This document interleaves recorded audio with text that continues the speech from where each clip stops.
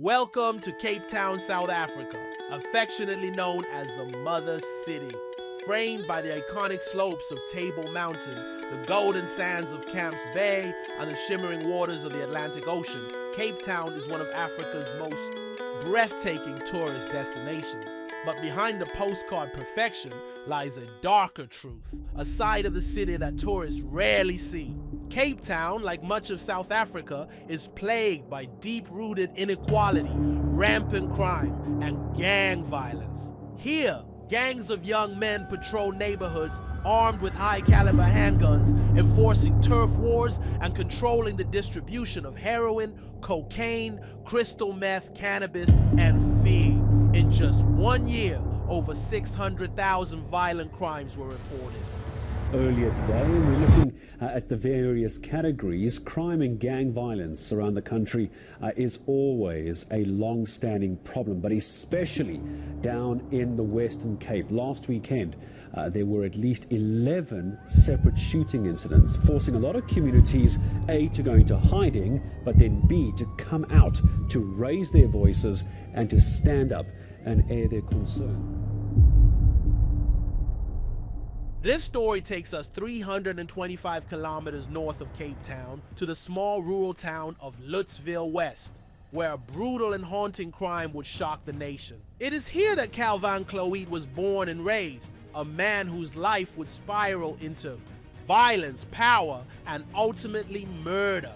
Very little is known about Cloete's upbringing, but what is known is this: from a young age, he was entrenched in street life, bouncing in and out of prison before earning the rank of Captain 1 in the notorious 27's gang, one of South Africa's most feared criminal organizations. But in the midst of violence, Calvin Cloete met someone who would change the course of both their lives forever.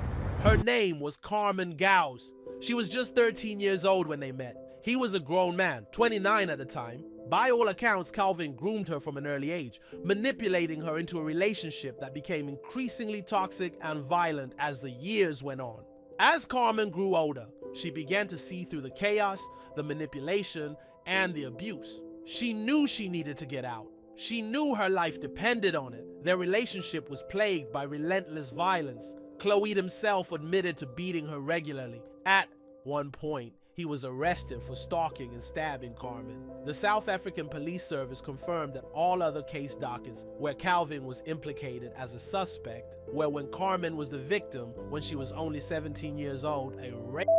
Case formed May 2019, she managed to survive that time. But she couldn't have known the next attack would be fatal. After his arrest, Cloete served time in prison. During this time, Carmen began to rebuild her life. She worked hard to move forward, away from the pain, the trauma, and most importantly, away from him. But Calvin wasn't done. Once released, he returned to his old life of gangsterism and violence. But Carmen remained in his mind. She was the one that got away.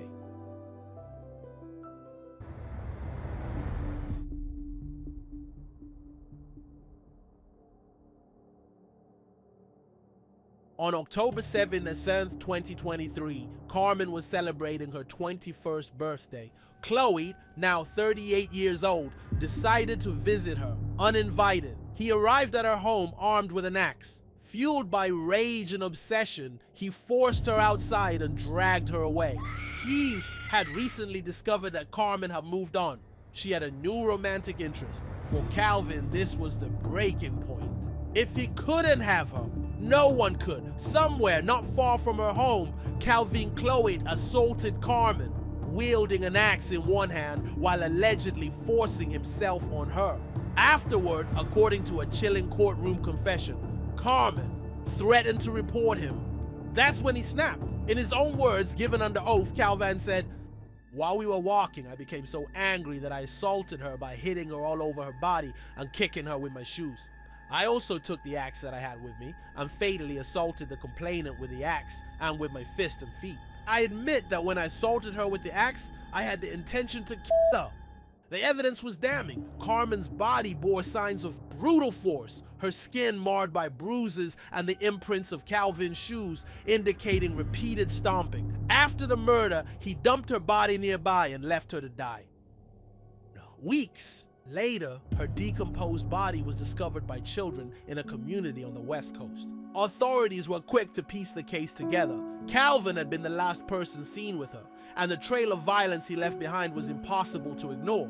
Calvin Cloete was arrested shortly thereafter and pleaded guilty to multiple charges: kidnapping, rape, attempted murder, and ultimately the murder of Carmen Gouws. He also faced a separate charge of attempted murder for stabbing another man, Isaac Boy, in the neck during an unrelated incident. During sentencing, Cloete claimed he felt guilty after the murder and considered turning himself in, but chose instead to hustle first, a chilling testament to his loyalty to the gangster life.